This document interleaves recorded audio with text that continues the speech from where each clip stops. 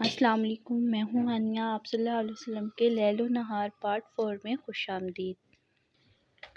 سورج اور چاند گرہن لگنے کے وقت کی سنتیں۔ سورج گرہن اور چاند گرہن کے وقت 2 رکعت نماز اس طرح پڑھنی چاہیے۔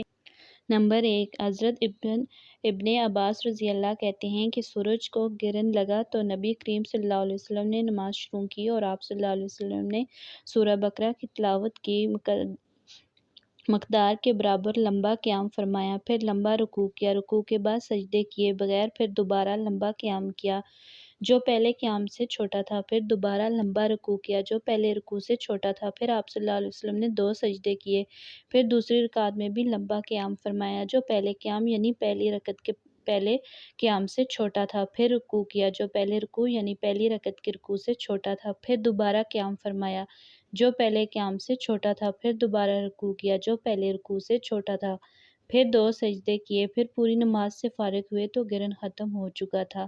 پھر آپ صلی اللہ علیہ وسلم نے فرمایا، سورج اور چاند اللہ کی نشانیوں میں سے 2 نشانیاں ہیں، انہیں کسی کی موت یا زندگی کی وجہ سے گرہن نہیں لگتا۔ جب تم انہیں سورج اور چاند کو گرہن لگا دیکھو تو اللہ تعالیٰ کا ذکر کرو۔ نماز اور دوسرے اذکار مثلاً سبحان اللہ، الحمدللہ، لا الہ الا اللہ کثرت سے پڑھو۔ بخاری۔ نوٹ: سورج اور چاند گرہن کی نماز کا وقت گرہن شروع ہونے سے لے کر گرہن ختم ہونے تک ہے۔ وضاحت: سورج اور چاند گرہن کی نماز 2 رکعتیں ہیں۔